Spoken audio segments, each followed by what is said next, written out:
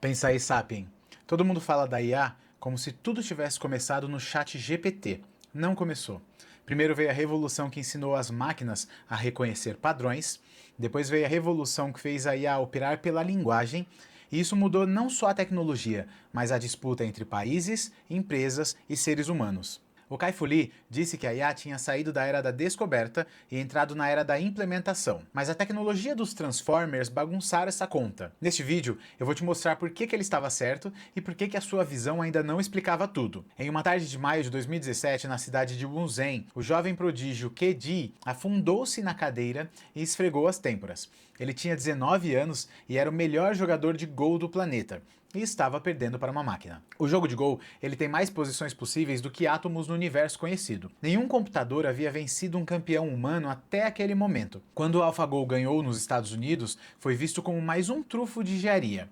Em Pequim, foi transmitido para 280 milhões de pessoas e funcionou como um choque elétrico numa nação inteira. Este vídeo, ele analisa o livro Inteligência Artificial do Kai-Fu Lee, que foi publicado em 2018, traduzido no Brasil em 2019 pela Globo Livros. Vamos ver o que o livro acertou, o que ficou desatualizado e o que ainda está indispensável para entender o mundo de 2025 a 2026. Você vai ver duas grandes revoluções técnicas da IA, o que o Lee chamou de era da implementação, como os Transformers bagunçaram essa tese, os 4 fatores de poder que ainda organizam a disputa global e como tudo isso se encaixa em 3 camadas históricas: política, econômica e civilizatória. A pergunta que vai guiar o vídeo é esta: quando a inteligência artificial vira a base da nossa infraestrutura, o que ainda torna a vida humana insubstituível? A primeira grande revolução da IA aconteceu no final da década de 2000 e se consolidou na década de 2010. O nome técnico é aprendizado profundo, ou Deep Learning, mas o que isso significa na prática? Durante décadas, pesquisadores tentaram ensinar computadores a reconhecer padrões usando regras escritas manualmente. Diga ao computador, se você vê estas formas, é um gato. E isso não funcionava muito bem. O número de regras explodia e o sistema era razoavelmente frágil. O aprendizado profundo mudou o método. Em vez de escrever regras, você alimenta a máquina com milhões de exemplos e deixa ela aprender sozinha os padrões. Dados, mais computação, mais redes neurais profundas. O resultado foi em 2012, uma rede neural chamada AlexNet ganhou a competição global de reconhecimento de imagens com uma margem que deixou todos os especialistas atordoados. Isso era um sinal de que a IA havia cruzado um ponto de inflexão. Ela começou a funcionar melhor do que os humanos em tarefas de reconhecimento de imagens, médicas, de fraudes bancárias, de recomendações de conteúdo, e esse é o mundo que o Kai-Fu Lee descreveu em 2018 nesse livro. Mas em 2017, enquanto Lee ainda terminava de escrever o seu livro, pesquisadores do Google publicaram um artigo com um título bastante modesto: Attention is all you need. Era o nascimento da arquitetura Transformer e ela mudou tudo. Os modelos anteriores processavam dados de forma sequencial, palavra por palavra, frame por frame. Os Transformers introduziram um mecanismo matemático chamado autoatenção, que permite processar todos os elementos de uma sequência ao mesmo tempo, pesando a importância relativa de cada parte. O resultado prático foi duplo. Primeiro, a IA passou a funcionar bem com dados não estruturados, textos livres da internet, livros, códigos, conversas, e segundo, foi possível escalar os modelos a tamanho inimagináveis, com bilhões e trilhões de parâmetros, gerando capacidades emergentes que ninguém havia previsto. A partir de então, podemos acompanhar o lançamento do GPT-3 em 2020, do GPT-4 em 2023, do Claude, do Gemini, e isso é a Internet 2.0, a IA 2.0, que é generativa, multimodal, você utiliza muitos modelos, e capaz de conversar, raciocinar, programar, escrever e analisar. Agora ele passou a ser uma infraestrutura cognitiva de propósito geral. A diferença entre as duas eras é bastante profunda.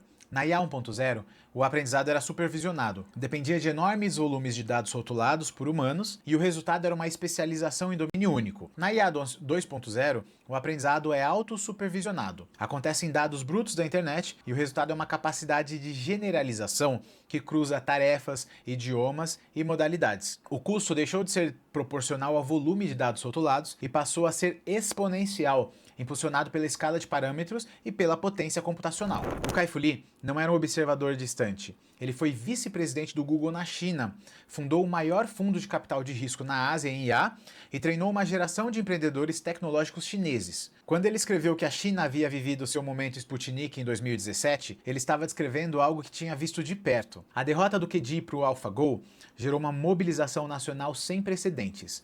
Em menos de 2 meses, o governo central publicou o plano de desenvolvimento da inteligência artificial da nova geração. Os objetivos eram bem ambiciosos e escalonados: igualar os Estados Unidos até 2020, liderar as aplicações específicas até 2025 e ser o centro de inovação global até 2030. E aí ele enfrentou também um cenário muito interessante em que os prefeitos competiam para atrair startups de IA para suas respectivas cidades. Escolas do ensino médio ensinavam machine learning, uma febre que o Lee comparou ao efeito do Sputnik soviético sobre a política espacial americana nos anos de 1950. A tese central do Lee era esta: o campo da IA havia cruzado uma linha divisória. Por quase 50 anos, o progresso dependia de inovações teóricas disruptivas que eram feitas por pesquisadores de elite no Ocidente. Mas a partir de meados da década de 2010, o eixo mudou um pouco. O aprendizado profundo havia sido descoberto, as redes neurais funcionavam, o que determinava o sucesso agora não era mais quem inventava o próximo algoritmo, mas quem tinha mais dados,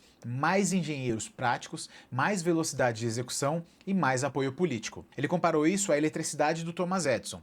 A descoberta do princípio elétrico foi fundamental, mas a revolução econômica real veio da construção das usinas, dos cabos, das fábricas, não de mais experimentos com o elétron. E nessa corrida da implementação, a China tinha vantagens estruturais que o Vale do Silício não conseguia replicar. O Lee identificou 4 insumos estratégicos que determinavam quem domina a IA na era da implementação. O primeiro deles é a abundância de dados. No aprendizado profundo, o volume de exemplos rotulados supera a elegância matemática do código. A China construiu um ecossistema digital único através do WeChat, do Alipay, dos serviços online para offline que digitalizaram as transações físicas do dia a dia, do macarrão de rua à consulta médica. O resultado foi um volume de dados sobre o mundo real 10 vezes superior ao coletado nos Estados Unidos em categorias similares. O segundo fator são os empreendedores tenazes. Lee os chamava de gladiadores, fundadores que crescem num coliseu competitivo brutal, que trabalham em regimes extenuantes e que, diferente do Vale do Silício, não tinham medo de integrar operações pesadas, logística, entrega, frota, pagamento. Essa disposição para o trabalho sujo construiu fossos competitivos que as plataformas leves americanas hesitavam em replicar. E aqui é muito comum nós enxergarmos a China apenas como um polo de cópias e falsificações. Mas se você parar para pensar direito, esse é um insight muito relevante. Viver em um ambiente de competição, em que você sabe que ao criar algo será copiado rapidamente, obriga você a inovar o tempo todo.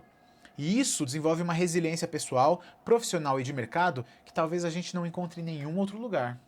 O terceiro fator são os cientistas de IA. A exigência havia migrado de um punhado de superestrelas teóricas para exércitos de engenheiros sólidos, capazes de limpar dados, ajustar parâmetros e escalar sistemas para a produção em massa. A China havia fechado rapidamente o hiato intelectual graças ao código aberto e à proliferação de publicações em tempo real. E o quarto fator é o apoio governamental. O Estado chinês atuava como um investidor primário, com subsídios diretos, fundos orientadores, zonas de inovação, construção de infraestrutura e uma tolerância ao risco que os sistemas políticos ocidentais raramente conseguem sustentar. Juntos, estes 4 fatores explicavam por que a China havia emergido como o único contrapeso real aos Estados Unidos na corrida da IA, mas porque executava em escala e velocidade que o Vale do Silício não estava preparado para igualar. E aqui tem uma nota para 2026, esses 4 fatores continuam válidos, mas agora existe um quinto: o poder computacional. A capacidade de processamento se tornou o recurso mais estratégico dessa disputa. Em 2025, os Estados Unidos concentravam boa parte da capacidade global de supercomputação em IA, e por trás desse poder está o controle das cadeias de suprimentos de chips avançados, especialmente os chips projetados por empresas como a Nvidia e fabricados por gigantes como a TSMC, a empresa taiwanesa que se tornou a principal fundição de semicondutores do mundo. Hoje, esse controle também é uma arma geopolítica. O Lee não estava dizendo que a ciência havia parado.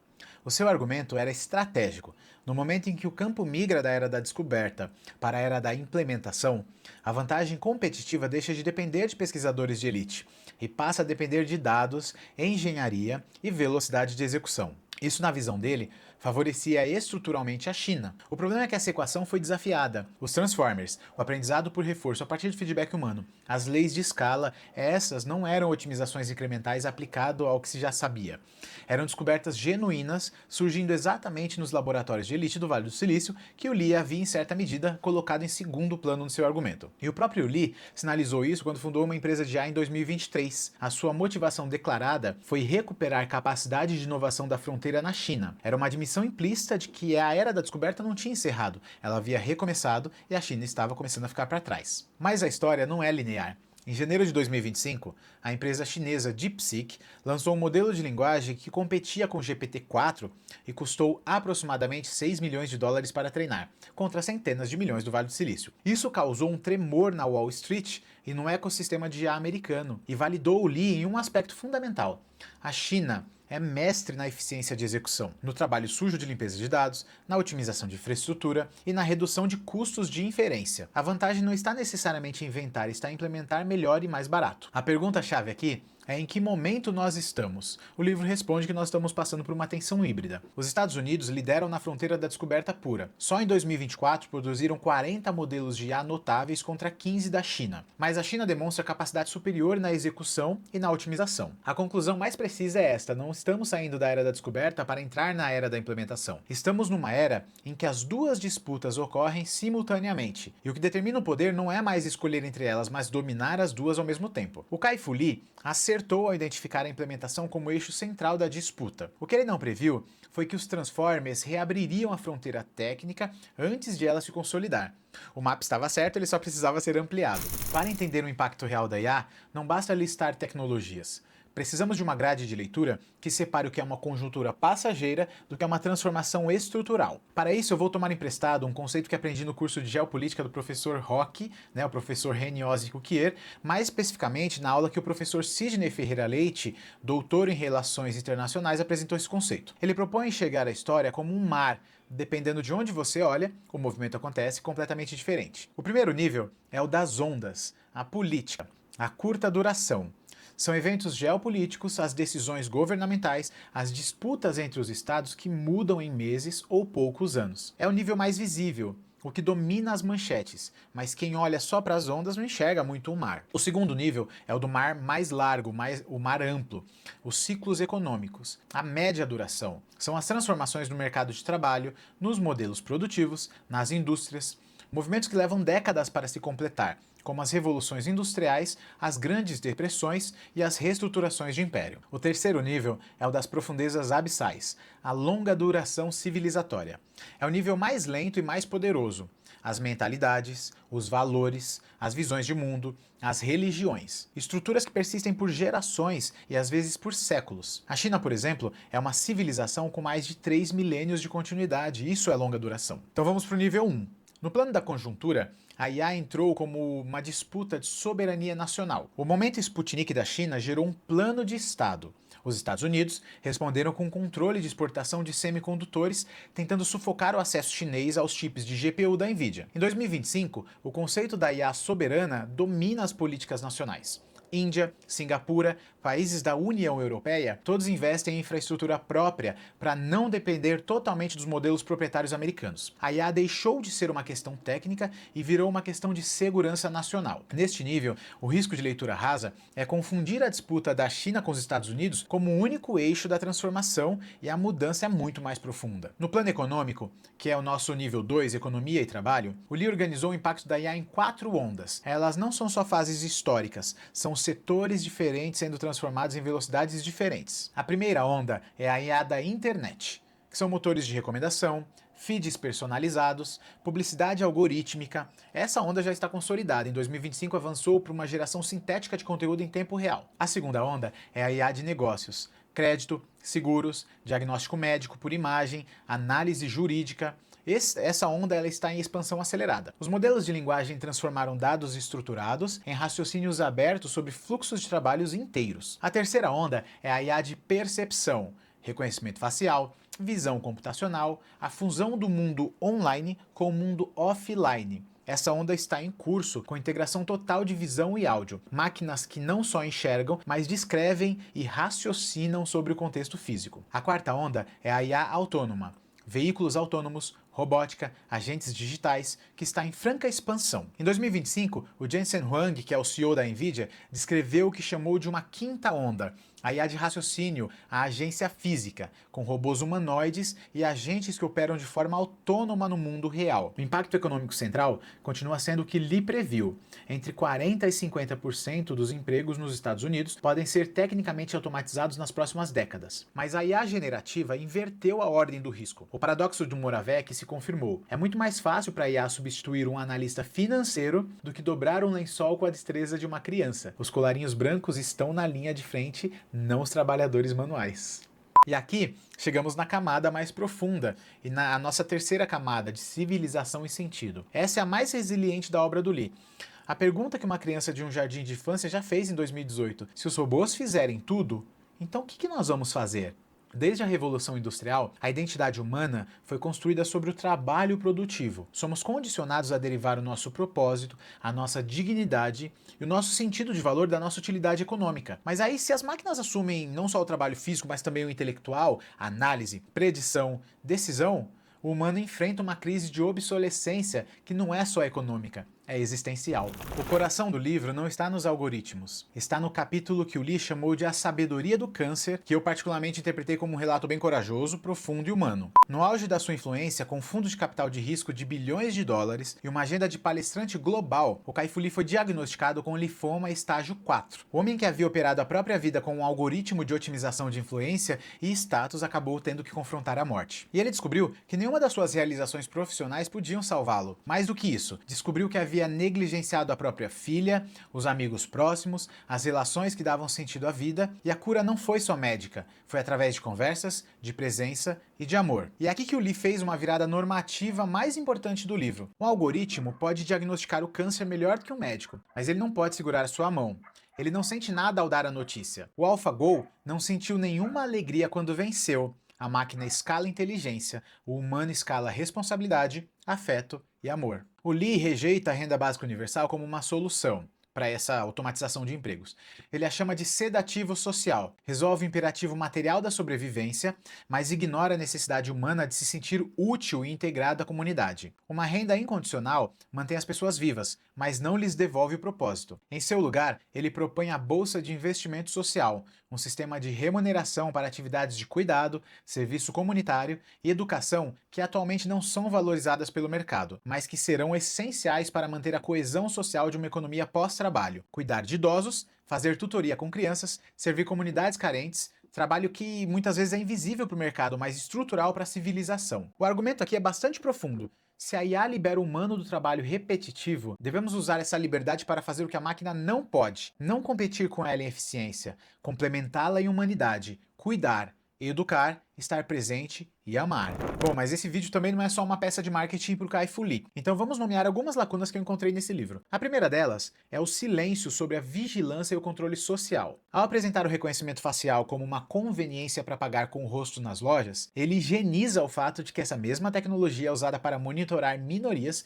e punir dissidências. É uma omissão meio conveniente para o investidor que opera sob o olhar do governo central chinês. A segunda lacuna é a viabilidade da Bolsa de Investimento Social. A proposta é visualmente elegante, mas um pouco subespecificada. Como é que ela é financiada? Quem define o que conta como serviço valioso? Em que escala funciona politicamente? Ele não responde de forma satisfatória e isso enfraquece um pouco o argumento central do último capítulo. A terceira delas é a ambivalência sobre o custo humano do empreendedorismo gladiador, o elogio à cultura do 996, trabalhar das 9 da manhã às 9 da noite, 6 dias por semana. E ele ignora que essa prática foi declarada ilegal pela Suprema Corte Chinesa em 2021. Então ele celebra um pouco esse resultado sem questionar o preço. Dito isso, as previsões centrais do livro se confirmaram com uma força que poucos autores de tecnologia podem reivindicar. A China como contrapeso real, a vantagem de execução sobre a descoberta, o risco maior para os colarinhos brancos, a crise existencial de propósito como consequência da automação em larga escala. O Kai-Fu Lee não nos deixou um mapa perfeito,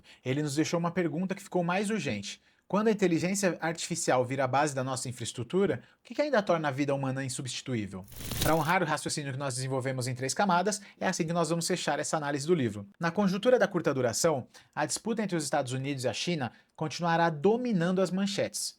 Mas o foco exclusivo na guerra de chips pode obscurecer o que realmente importa. A questão não é quem tem o melhor modelo, é quem vai usar a IA para construir um mundo mais humano ou mais desigual. Nos ciclos econômicos de média duração, a transformação do trabalho é irreversível. As 4 ondas do Lee estão em curso. Para o trabalhador individual, a resposta está em deslocar a sua proposta de valor do que é lógica pura para o que exige julgamento, relação e contexto. A predição barateia, o julgamento encarece. Na visão de mundo de longa duração, estamos no fim de um ciclo de 2 séculos de ética de trabalho baseada na utilidade econômica. Precisamos de um novo contrato social que valorize não só o que produzimos, mas como cuidamos uns dos outros. A IA pode nos libertar das tarefas repetitivas se escolhermos usar essa liberdade para sermos mais humanos e não para competirmos com a máquina em um terreno onde ela sempre vai ganhar. O Kai-Fu Lee não escreveu um livro sobre máquinas, escreveu um livro sobre o que acontece com o ser humano quando a máquina assume as suas tarefas.